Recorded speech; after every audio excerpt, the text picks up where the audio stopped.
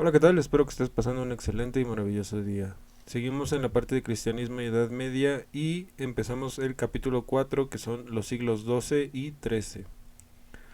Afirma Arnold Toynbee que todas las civilizaciones se han formado como respuesta a un reto exterior o interior, natural o espiritual. Los siglos XII y XIII son una de las más claras muestras de esta afirmación de una gran cultura como respuesta al reto que representó para el mundo occidental el desarrollo de la cultura musulmana.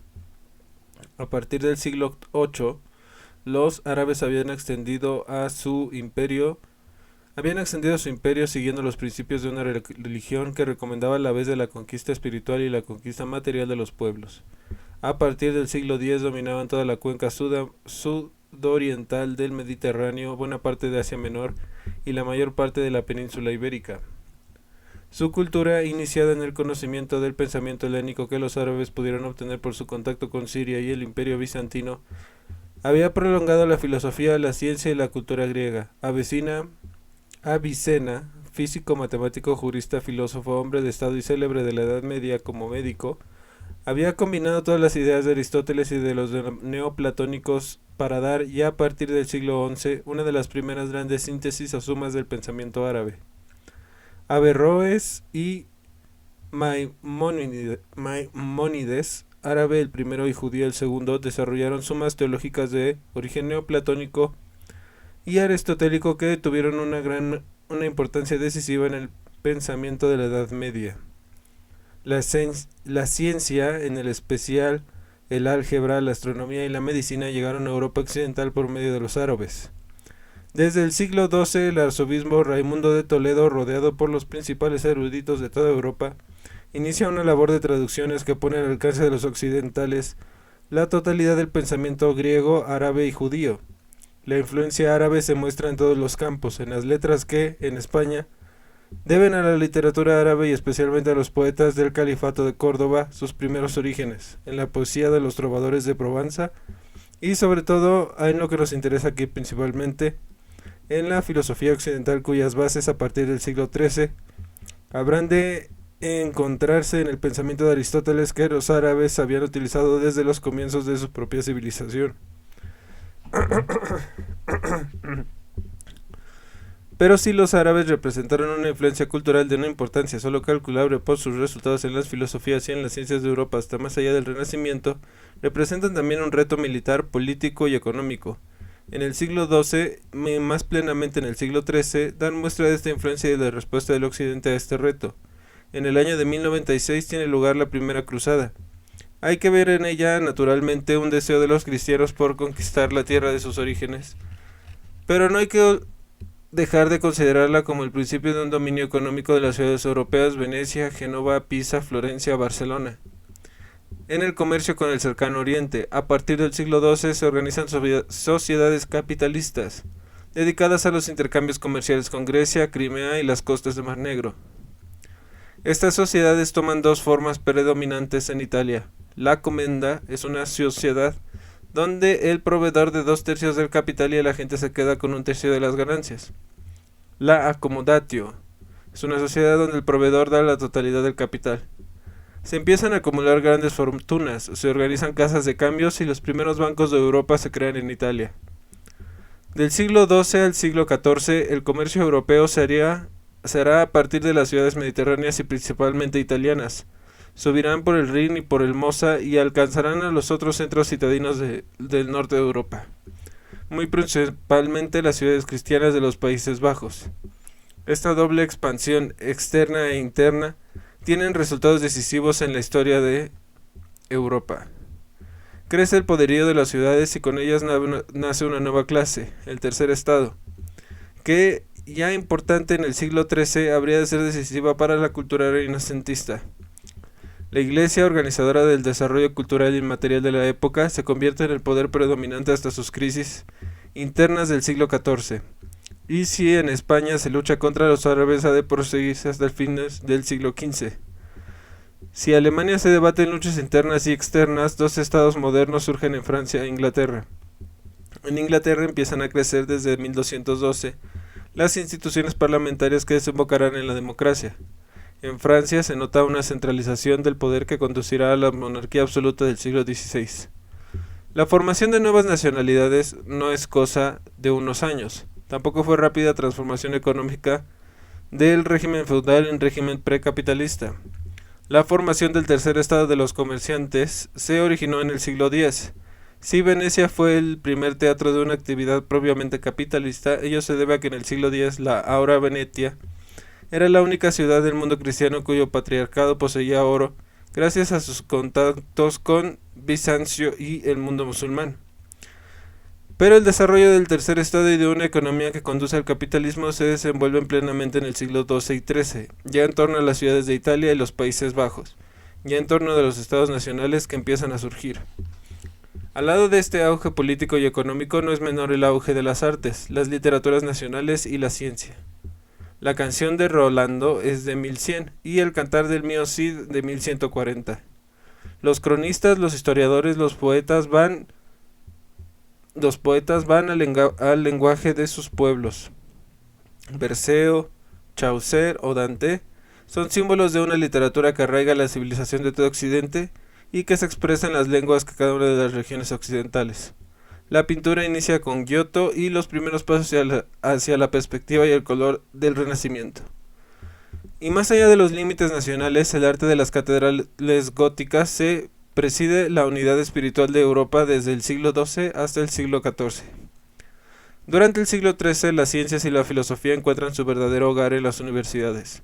La palabra universitas, que significa gremio o asociación, designa aquellas instituciones o estudios generales dedicados a la enseñanza superior y organizados por los gremios de estudiantes o de maestros. La mayoría de los filósofos del siglo XIII enseñaban en las universidades, inclinándose a veces a la teología como en París o en Salamanca, a veces a la ciencia como en Oxford. Pero en la base misma de este desarrollo cultural, social y económico, literario y científico, un concepto esencialmente religioso sigue subrayando el pensamiento y la vida de la Edad Media. El mundo se concibe como un todo ordenador por la ley de Dios y no hay gesto humano ni organización social que escape a la presencia de Ordo Harmonis, que estaba ya en la raíz del pensamiento agustiniano. Pocos documentos presentan con mayor claridad la centración del mundo en Dios que estos comentarios del abate Aymon durante la construcción de la Catedral de Chartres. Esto que sigue es una cita. ¿Quién ha visto jamás, quién ha oído decir en tiempos pasados que príncipes poderosos del mundo, educados en el honor y la riqueza, que nobles hombres y mujeres hayan doblado su espalda orgullosa y altiva al arnés de los carros, y que, como bestias de carga, haya arrastrado a la casa del Cristo estos carros llenos de uvas, semillas de aceite, piedras, madera y todo lo que se necesita para la construcción de la iglesia? Muchas veces 1000 personas o más están atadas a los carros, tan grande es la dificultad. Caminan sin embargo en silencio y no se oye un solo murmullo. Y en verdad si uno no viera estas cosas con sus propios ojos, podría creerse que entre tal multitud apenas había una persona presente. Cuando se detienen a su camino nada se oye a excepción de la confesión de los pecadores.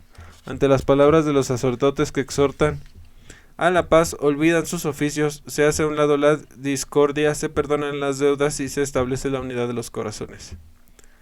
Esa fue la cita.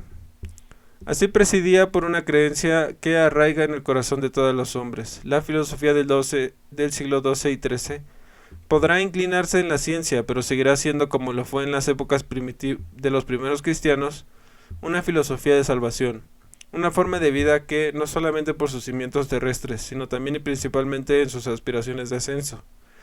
A esta aspiración tienden los esfuerzos de pensadores tan distintos como los victorinos, Pedro Abelardo, los neoplatónicos de la escuela de Chartres, Juan de Salisbury, San Buenaventura, Santo Tomás de Aquino, Roger Bacon, Ramón Lull, Robert Grosseteste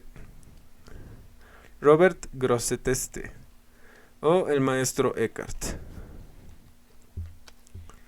Siguiente apartado: lógica, mística y humanismo del siglo XII. No existieron grandes pensadores en el siglo XII, sobre todo si comparamos las ideas desarrolladas en este siglo con los grandes sistemas del pensamiento del siglo XIII.